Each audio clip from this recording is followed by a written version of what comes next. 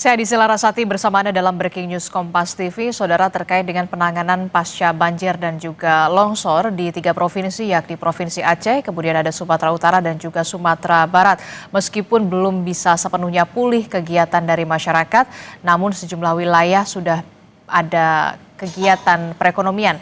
Yang Anda saksikan ini adalah salah satunya di pasar tradisional di Kabupaten Agam, Sumatera Barat yang menjadi salah satu wilayah yang dilanda banjir.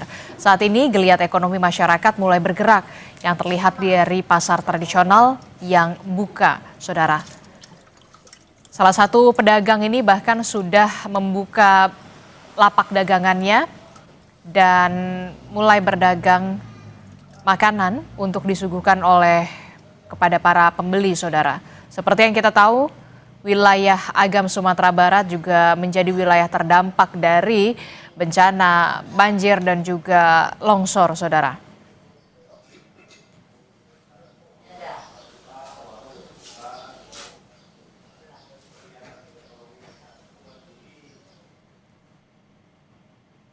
Secerca harapan mulai terlihat di Kabupaten Aceh Tamiang pasca banjir bandang yang terjadi akhir November lalu. Seorang ibu pemilik kios sembako menahan tangis menceritakan perjuangannya bertahan di tengah bencana sembari menyambung hidup. Dan berikut liputan jurnalis Kompas TV, Dipo Nurbahagia dan juru kamera Heri Ardi.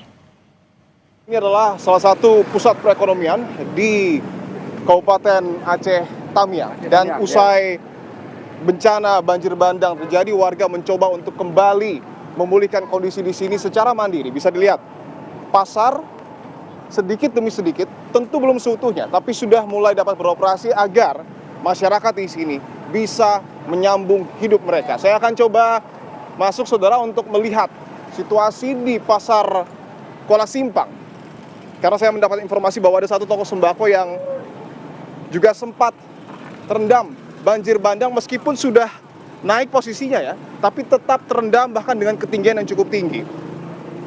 Sebagian apa, Bu? Setinggi apa? Tinggi kepala kami.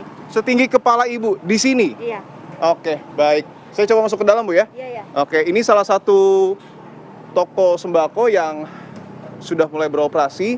Saya akan coba tanyakan bagaimana aktivitas di pasar Kuala Simpang ini bersama dengan Bu Nur. Bu Nur, apa kabar, Bu? Ya, baik, Pak. Baik, alhamdulillah, Bu. Bu, siap. Boleh saya lihat-lihat kondisi pasar toko Ibu?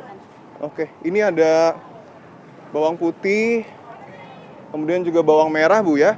Ini bahan-bahan baru atau? Bahan-bahan baru, Pak.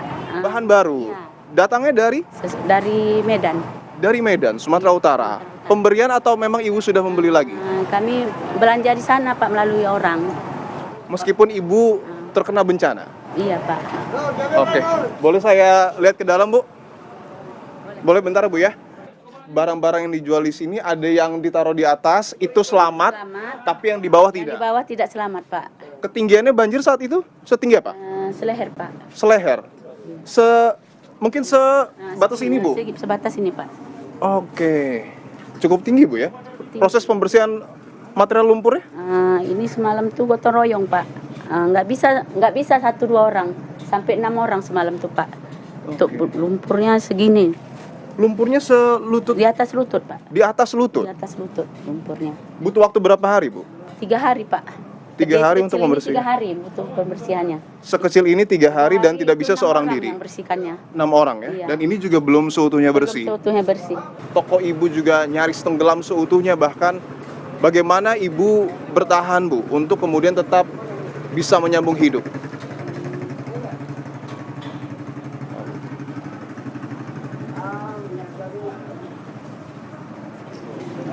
Mana barang yang selamat tuh, itu yang kami jual, Pak, untuk menyambung hidup.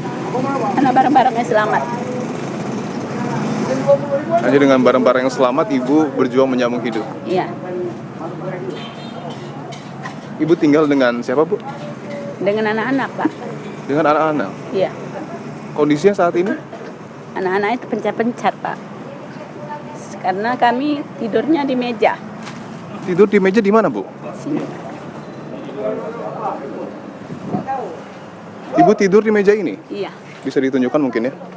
Ini alas ini untuk tidur? Iya, Pak. termasuk anak-anak. Anak-anak maka dikasih pengungsian, Pak. Oh, anak-anak di pengungsian. Kan belanjanya melalui orang yang naik ke Medan, Pak. Jadi kami ambil sayurnya, kami jualin gitu, Pak. Ibu tidak menaikkan harganya? Tidak, Pak. Paling harga biasa aja, Pak.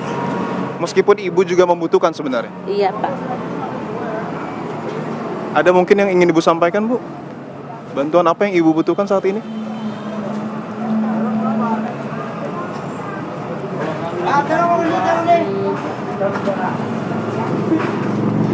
Tidak tahu, Pak. Tempat tinggal pun nggak ada, Pak.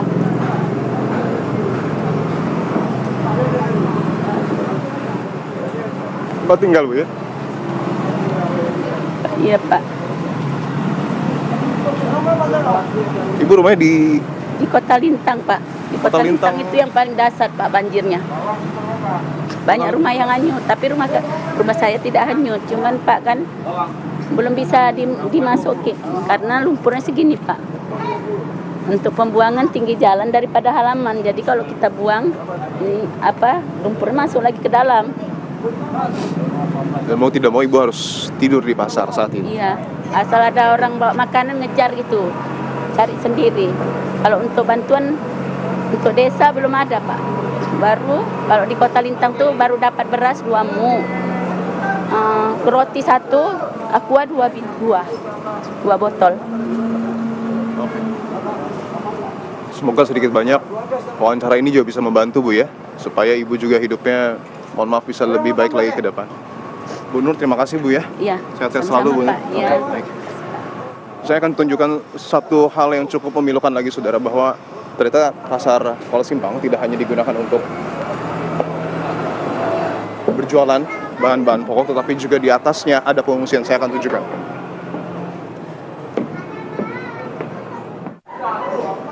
Posko darurat, posko pengungsian untuk masyarakat karena tidak ada, ataupun mungkin belum ada bantuan tenda dan posko utama pengungsian. Saya akan coba lebih ke dalam.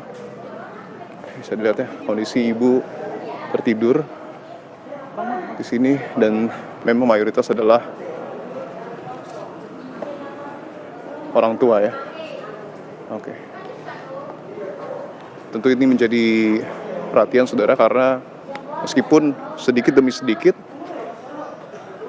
masyarakat berjuang untuk kemudian dapat pulih kembali bahkan secara mandiri, tetapi tentu yang menjadi perhatian adalah tidak hanya soal makanan, tidak hanya soal air bersih, listrik, bahkan tempat tinggal kini menjadi satu hal yang betul-betul harus diperhatikan oleh pemerintah karena rumah mereka sudah hancur tapi posko pengungsian bagi mereka belum ada secara merata. Saya akan terus melaporkan dari Kabupaten Aceh Tamiang, Provinsi Aceh. Saya Diperbagi dan juga juru kamera Heriardi